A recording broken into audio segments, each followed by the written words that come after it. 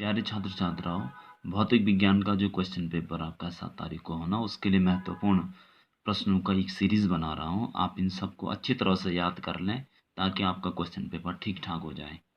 तो आपने ये वीडियोस देखने और बार बार इनको लर्न करना है। जैसे पहले हम MCQs एक एक नंबर के सारे क्वेश्चंस देखते हैं, फिर 2-2 और 3-3 नंबर के कुछ क्वेश्चंस देखेंगे, महत्वपूर्ण क्वेश्चंस। सबसे पहले देखते हैं, ये प्रश्न आता है कई बार, वैद्युत क्षेत्र की तीव्रता का मात्रक है। तो वैद्युत क्षेत्र की तीव्रता का मात्रक होता है न्यूटन प्रति कूलम, क्योंकि वैद्युत क्षेत्र E बराबर होता है बल बटे आवेश। इसको आपने याद रखना है। ठीक हो गया। यह एक सदिश भौतिक राशि है। दूसरा क्वेश्चन आ गया, अल्फा कण पर कितना आवेश होता है। तो अल्फा कण पर जो आवेश होता है वह प्रोटॉन के आवेश का 2 गुना या इलेक्ट्रॉन के आवेश का 2 गुना होता है। तो इलेक्ट्रॉन या प्रोटॉन पर आवेश का परिमाण होता है 1.6 गुणा 10 की घात ऋण 19 कूलम आवेश का मात्रक होता है। लेकिन अल्फा कण पर जो आवेश होता है वह 2 गुना प्रोटॉन या इलेक्ट्रॉन का मूल आवेश का 2 गुना। तो कितना हुआ, 2 गुणा 1.6 गुणा 10 की घात ऋण 19 बराबर 3.2 गुणा 10 की घात ऋण 19 कूलम। ये आपका उत्तर हो जाएगा। ये देखिए, ये आपका उत्तर हो जाएगा। ये प्रश्न भी कई बार आता है, जब दो आवेशों के बीच की दूरी आधी कर दी जाए तो दोनों आवेशों के बीच लगने वाले बल पर क्या प्रभाव पड़ेगा। तो हम जानते हैं कूलम का जो बल होता है F = 1/4πε0 Q1 Q2/r²। इसमें देखिए, आप जो बल है वह दूरी के वर्ग के व्युत्क्रमानुपाती है, और हमको पता है ये जब व्युत्क्रमानुपाती है, अगर ये घटेगा तो ये बढ़ेगा, अगर ये आधा रह रहा तो ये 4 गुना बढ़ जाएगा। ठीक है, यहाँ भी कहा गया है दूरी आधी कर देने पर जो बल है वो 4 गुना हो जाएगा। इसे आप याद कर लें। ये सारे क्वेश्चंस पहले ही पढ़ा चुके हैं, फिर रिपीट है। एक Q आवेश वाला कण वैद्युत क्षेत्र E में स्थित है, इस पर लगने वाला वैद्युत बल कितना होगा। तो ध्यान रहे, वैद्युत बल का मान होगा F = Q × E, जहाँ E विद्युत क्षेत्र की तीव्रता है और Q आवेश है।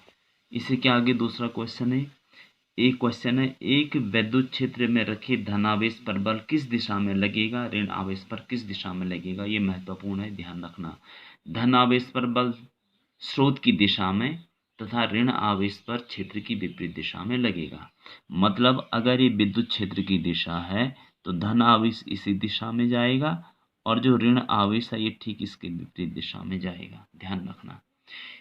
ठीक इसी प्रकार से यहाँ पे कुछ बातें आपने याद रखनी है कि विद्युत बल रेखाएं धन आवेश से बाहर निकलती हैं, ध्यान रहे, और ऋण आवेश में ये प्रवेश करती हैं।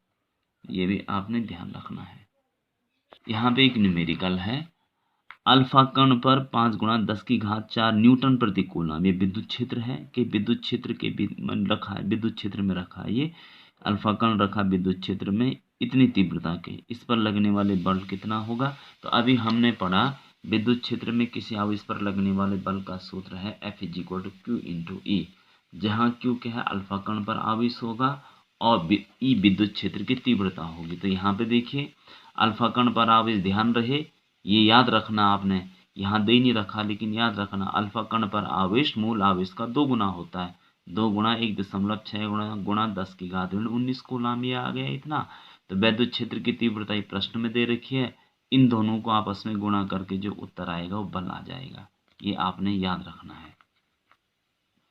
अब है विद्युत बल रेखाओं के 2 गुण लिखें। ये बहुत बार आपको बता रखा है।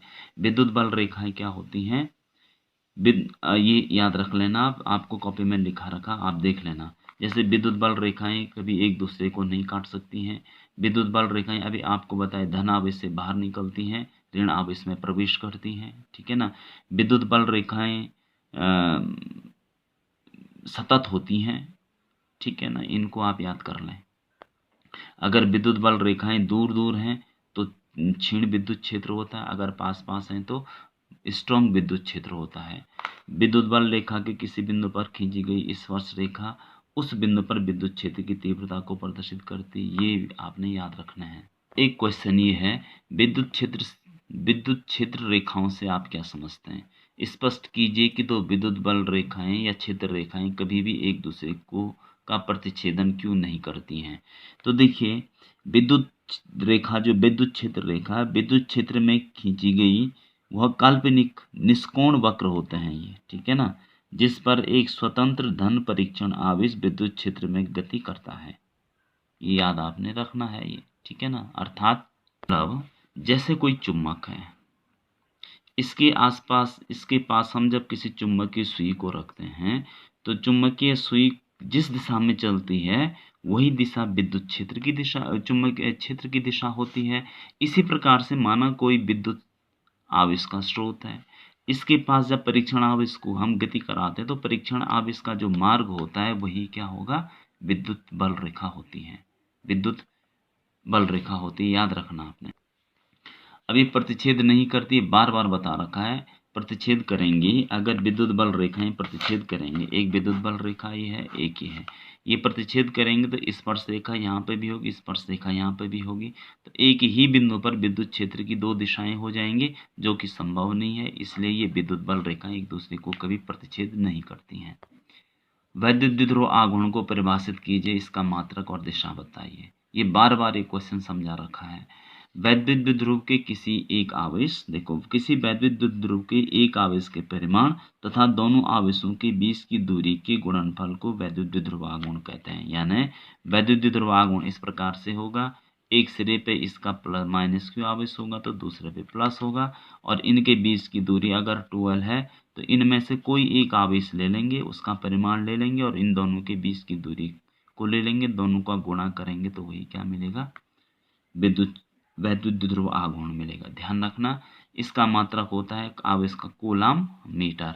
यह एक सदिश राशि है जिसकी दिशा ऋण आवेश से धन आवेश की दिशा में होती है। एक भी क्वेश्चन नहीं छोड़ना आपने। गाउस का नियम आप याद कर लेंगे, खुद ही आपको बता रखा, कॉपी में अच्छी तरह याद कर लें।